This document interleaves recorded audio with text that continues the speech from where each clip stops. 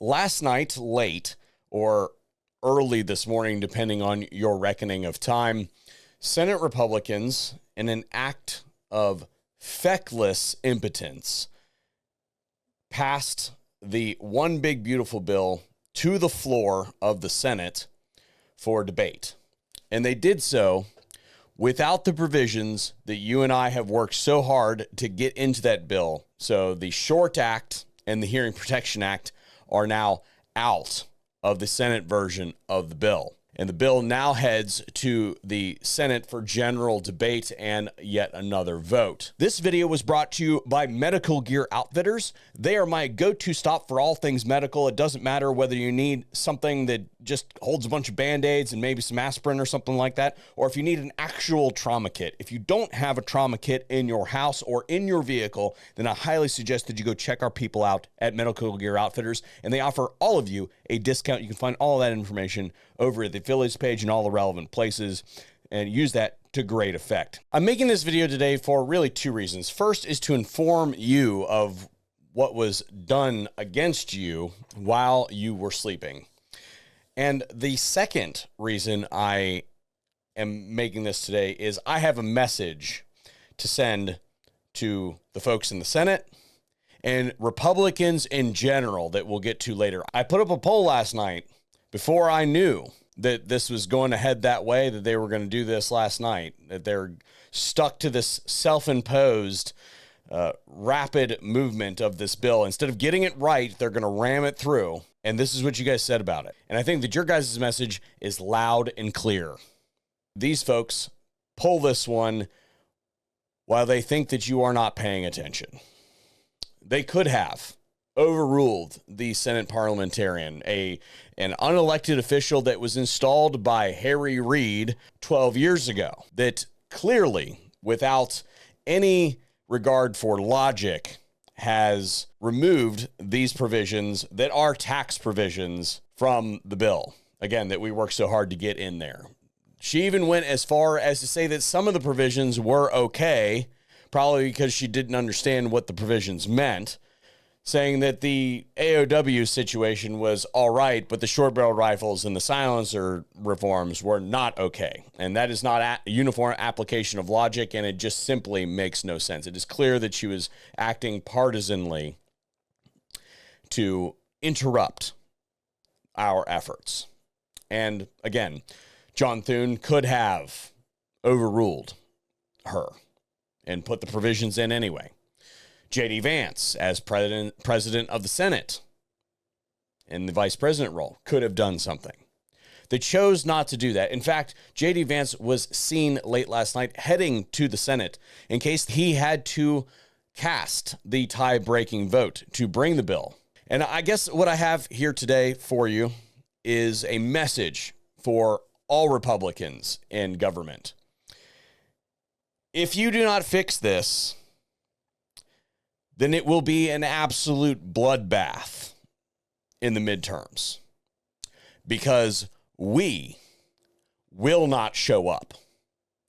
You have shown through these actions, you have very little time to fix this. You have shown through these actions that it doesn't really matter whether you're in power or not, because you're going to do the same old thing. I do not understand why Republicans are so allergic to winning, but it seems to be the status quo. So if you do not want to win, and you do not want the support of your constituents, and you do not want to do the things that we put you there to do, then there is really no reason for you to be there. And we are just fine going back to the status quo of a divided government that can get nothing done, because at least if you can get nothing done, then we can all go back to our business, because clearly what we care about, you are not paying attention to, and you don't care to take the political will that we have handed you to do those things.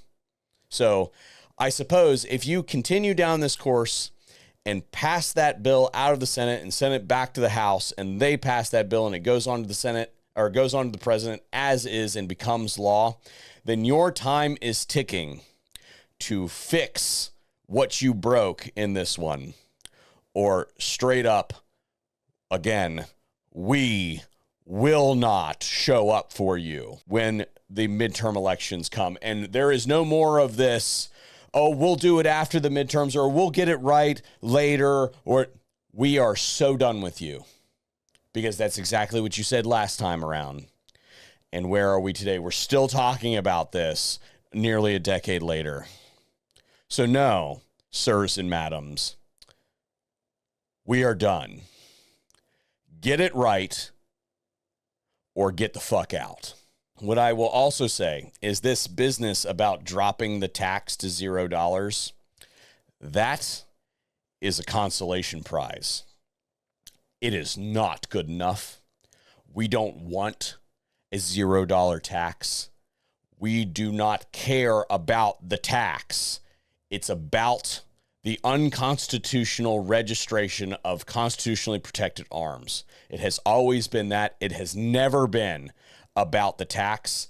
That is why the legislation was originally passed, was to infringe on people's Second Amendment rights through the avenue of tax, because those congressmen at the time knew that they could not do it outside of a tax. And it was never about the money. It's about the unconstitutional infringement. So I have to say to the Senate Republicans and the General Assembly, I suppose, is you can keep your fucking participation trophy.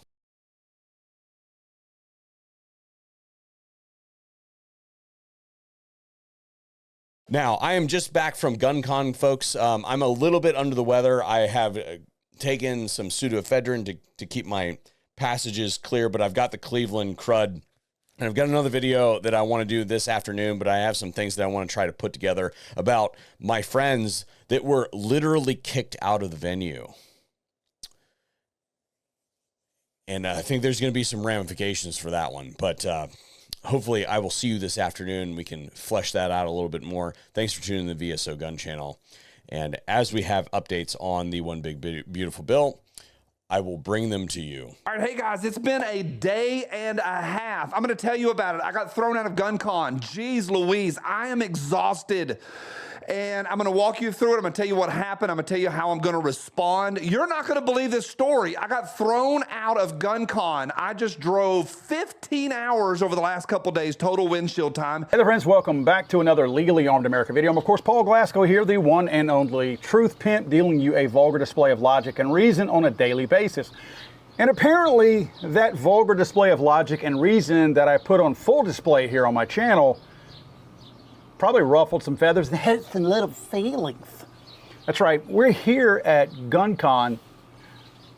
I want to say in lovely Cleveland, but we're here in Cleveland.